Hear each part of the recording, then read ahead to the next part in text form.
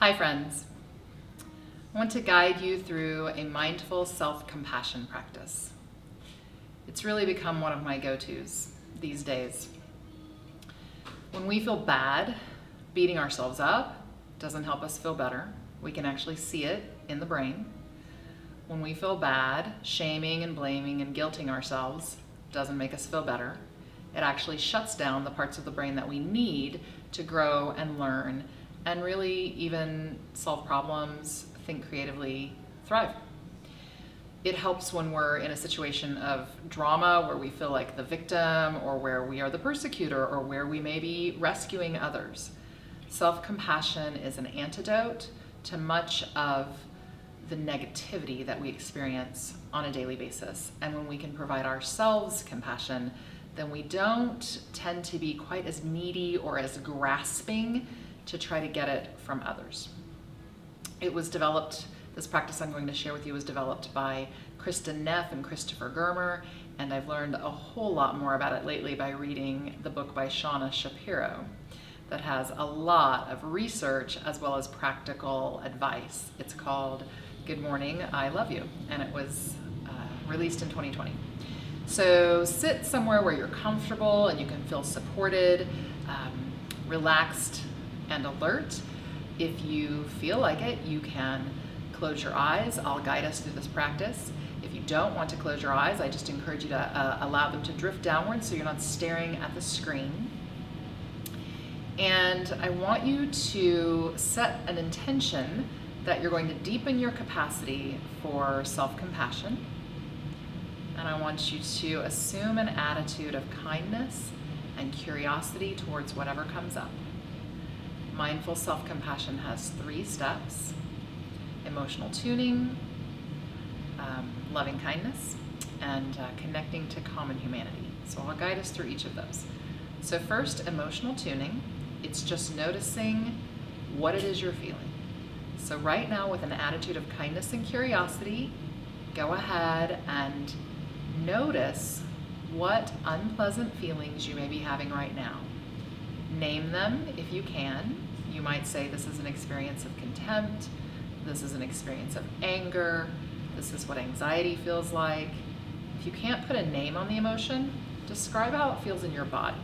You might say, my stomach is churning, I feel a little nauseous, my shoulders are tense. This is helpful because we're actually hardwired to feel emotions before we are cognitively aware of them. There are no direct connections between the emotional centers deep in the midbrain and the prefrontal cortex. So again, emotional tuning, check in with yourself, scan your body, describe what you're feeling. Right now I feel a little anxious and a little angry, or my shoulders are tense, my jaw is tight. Second, imagine what your very best friend or the person who loves you the best would say to you right now on their best day. So think of what that might be and then say that to yourself. Accept everything that you're feeling with an attitude of kindness, knowing that it's simply information. I like to put my hand over my heart and then just take a moment to say whatever words of kindness someone might say to you. And if you can't think of anything, just say, may I be kind. May I receive kindness. The third piece is then connecting yourself to everyone else. Isolation is profoundly stressful for human beings. So I want you to consider whatever feeling or experience you're having right now, and just acknowledge to yourself that many other people have felt this way, are feeling this way, may one day feel this way. And you could say something like, many people are anxious right now, or many people are suffering just as I am. And then say, I'm not alone. We were designed to move into our parasympathetic nervous system, our calm place when we're around others. Right now, so many of us are isolated physically. It's important to connect in your mind and emotionally and relationally. So just say to yourself, I'm not alone. Many people are feeling the same way. And then wish yourself and others well.